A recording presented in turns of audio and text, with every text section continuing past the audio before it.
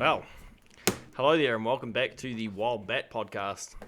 This is episode 14. We are talking about still on the income tax and CCPC course, module 11. One more to go after this. This podcast is about the owner-manager remuneration, part 2 of that, where we're going to be discussing other salary and bonus issues.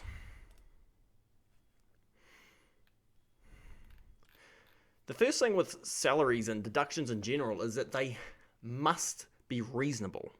We cannot have a situation in which someone is being paid too much for their wares.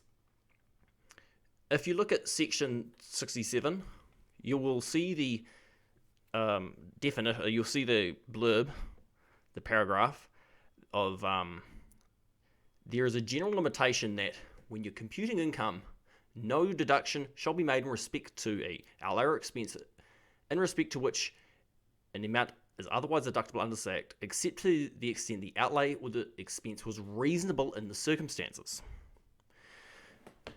This generally talks about concepts of where whatever you're paying your employees and even yourself as the owner manager, it must be reasonable. You cannot be one scenario is that in order to take advantage of your corporation is you could raise a loan, have a lot of cash in your company, and then declare yourself having to pay excessive amounts of salaries to milk the company of its resources. You'd have to pay tax on the salaries personally. However, you get all these salaries from the company, and your company isn't, making any money. It doesn't have this profitable operation, and your salary is in excess of what you have. So that's one side of the argument. You can't have an excessive salary. However, looking at this case, which I learned at university, which I've remembered all this time, Penny and Hooper, but the case is just called Penny versus the Commissioner of the IRD, in which there were two orthopedic surgeons.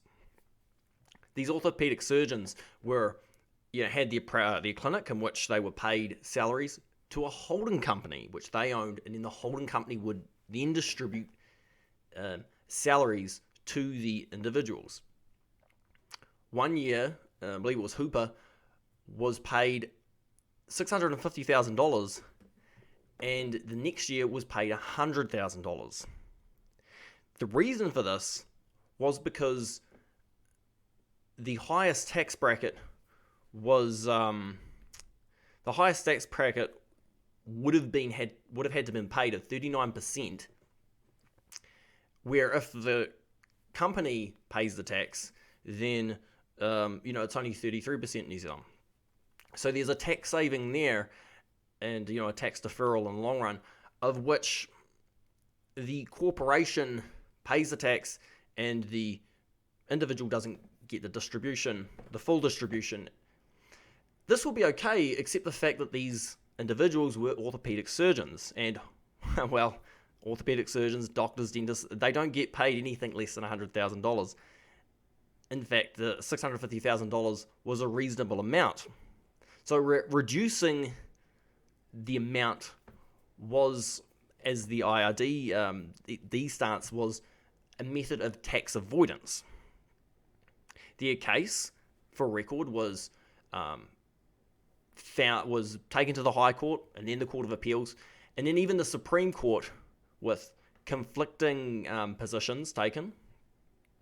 But the Supreme Court had decided that this was tax evasion and the situation was not justified.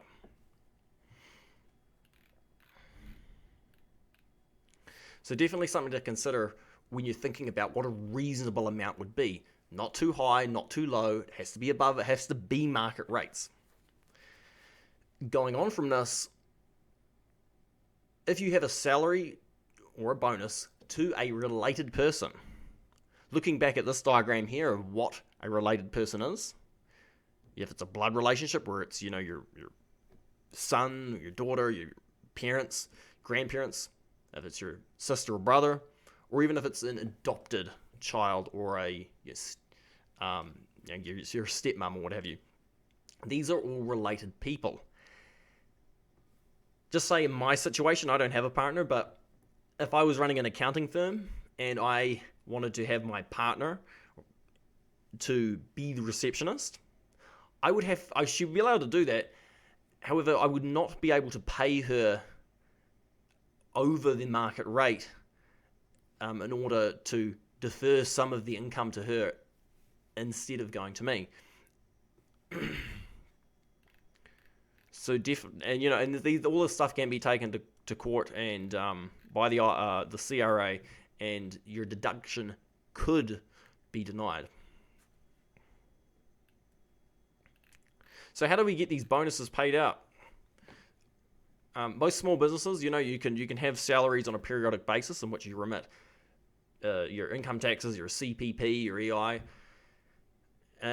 However, and but they will still follow the same rules. It has to be reasonable. However, what a lot of corporations do is they have their operations. They don't necessarily know how profitable they're going to be, so they only want to pay tax on themselves personally if it is profitable. And if it is profitable, then they want to, declare the taxes personally. How I do it is I create a bonus payable. This can go against a shareholder loan. Note that it must be paid out this way. You can't, I don't really see how you can do it accounting-wise in which you have this bonus. It's got to be, you can just put it to shareholder loan in which it eventually will be returned to the shareholder at some point. I would supplement this via a T4A, selecting box 28 for fees and services. Note that if you do a T4, you will be on the hook for CPP, EI, and income tax deduction remittances that will have to be paid out and also remitted. What you want to avoid doing is having it as a reserve.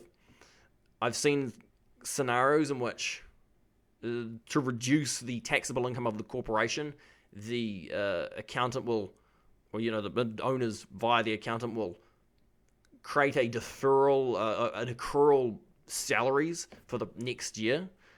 Note that these have to be declared via a T4 or a T4A in order to be declared to the person. This is a great way of deferring taxes. You will have 80 days from the corporation's year end to officially declare or pay out the bonus. So if you have a August to November year end, or even to December actually, you could have an accrual payable, a bonus payable that will be paid out in the following year. So for example, we'll go for the most extreme case, August 31st to 31 year end, in which 180 days from that it will be declared and paid out in January of the following year, which won't be reported on their personal taxes until December of that following year. So it's definitely a good deferral strategy. All right, I promised you a short one, and that is all for now. We have module 12, which I'll shoot out soon. It will be the final one for this course. And part 3 of the owner manager remuneration, where we're going to look at more complicated shareholder loan concepts and shareholder reorganizations and stuff like that. Just briefly touching that. All right, thank you.